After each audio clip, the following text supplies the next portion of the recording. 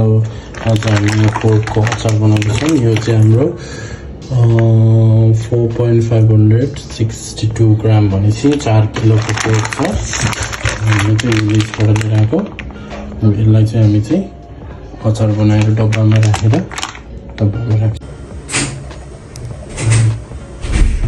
Pork छ, यो लसुन, यो अदुवा छुट्याएर हर्दी छुट्याएर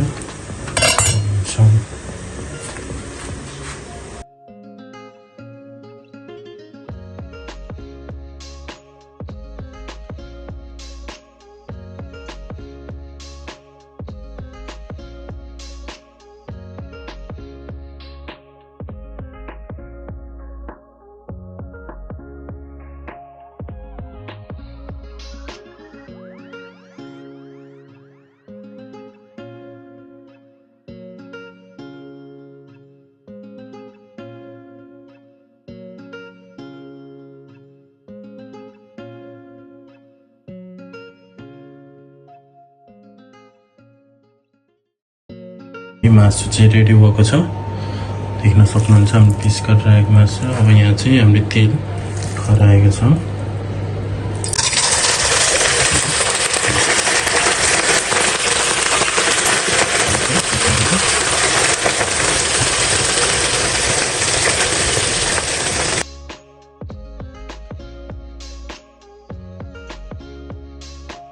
देख्न सक्नुहुन्छ अझै फ्राई हुँदैछ। यसलाई चाहिँ अझै डिप फ्राइड गरेर पकाउनुपर्छ, किनभने यसको मोइस्चर सबै जानुपर्छ, किनभने मासुको। त्यसपछि चाहिँ हामी लङ टाइमसम्म पनि अचारलाई चाहिँ राख्न सक्छौँ, मासुको अचारलाई।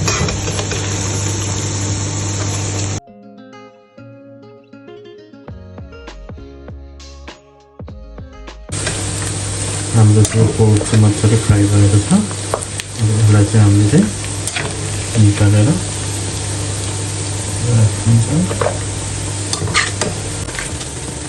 कुनै पनि यो वाइटहरू पाटेको चाहिँ बोसोवाला हो, त्यही भएर यो चाहिँ डार्क ब्राउन चाहिँ हुनु, तर मासु चाहिँ मजाले डार्क ब्राउन भइसकेको छ। अचारको राख्ने बित्तिकै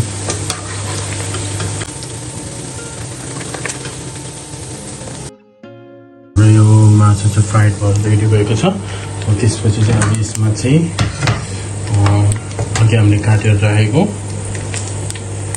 अदुवा,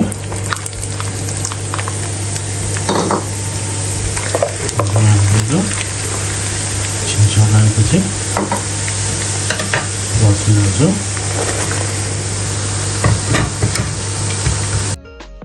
देख्न सक्नुहुन्छ यो चाहिँ मजाले फ्राई भयो। यसमा चाहिँ हामी मसलाहरू हाल्छौँ। देख्न सक्नुहुन्छ हाम्रो चिल्ली फ्लेक्स छ, टिमुर छ, जिरा, धनियाँ। यो चाहिँ हामी बेसन हाल्छौँ 1 चम्चा। त्यसपछि नुन कति हाल्नुहुन्छ स्वाद अनुसार।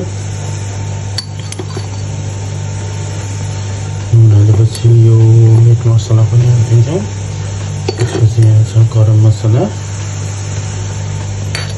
त्यसपछि अलिकति खुर्सानीको धुलो।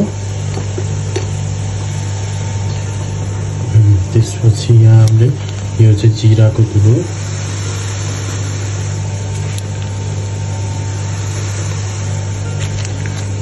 3 चम्चा हालिन्छ। यो चाहिँ हाम्रो धनियाँको धुलो,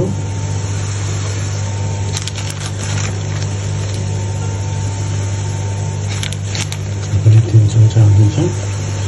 यसलाई चाहिँ मजाले राख्न दिन्छु मसलाहरूलाई चाहिँ। मसला राख्ने बेला नि यहाँ पनि हामी थोरै टिमुर चाहिँ स्वाद अनुसार आफूलाई कतिको हाल्नु लाग्छ टिमुरको ठुलो। यहाँ चिल्ली फ्लेक्स हालिदिन्छौँ, यसलाई पनि छिटो पकाइन्छ। देख्न सक्नुहुन्छ अचारको लागि हाम्रो चाहिँ यहाँ सकेपछि चाहिँ हामीले पोर्कलाई चाहिँ यो चाहिँ हामीले मजाले पछि खानालाई पनि मिल्यो अचार यो हालेर बनाउन सक्नुहुन्छ। यो पोर्कको अचार चाहिँ सक्नुहुन्छ मैले चाहिँ अलिक धेरै ओइल हालेको छु किनभने यो चाहिँ मैले पछिको लागि पनि सिसामा हालेर राख्नुको लागि अहिले लगाउने अलिक धेरै नै बनाएको छु पछिसम्म पनि तेलमा भिजाएर राखेर पछि खानुको लागि हो तपाईँहरूले यसरी खान सक्नुहुन्छ पछि चाहिँ लास्टमा चाहिँ तपाईँहरूलाई चाहिँ अलिकति कागतीको रस चाहिँ अमिलोको लागि कागतीको रस हालेर पनि यसमा वाटर हुन्छ त्यही भएर एकछिन पकाउनु भयो भने एकदम राम्रो हुन्छ यो हालेर लगभग 5 मिनट पकाएपछि हाम्रो यो मासुको अचार रेडी भएको छ डब्बामा हालेर चाहिँ म चाहिँ डब्बामा हालेर पनि देखाउँछु डब्बामा हालेर चाहिँ यसलाई अहिले तातै नै होइन अलिकति स्लो भएपछि हिट अलिक कम गरेर सेलाएपछि तपाईँले डब्बामा हालेर राख्न सक्नुहुन्छ हामीले चाहिँ अब यो अचार चाहिँ सेलाएको छ अब सेलाएर चाहिँ अब यहाँ जार रहेछ सिसाको जारमा चाहिँ हालेर राख्छौँ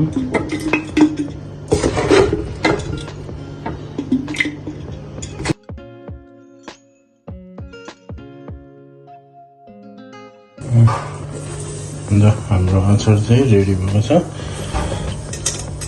यसलाई चाहिँ अब एयर टाइट भाँडामा राखेर चाहिँ यो चाहिँ जहिले खाए पनि हुन्छ यो भाँडा चाहिँ एकदम ठुलो हो त्यही भएर हाफ जति भयो अब यसलाई चाहिँ पछि युज गर्न मिल्छ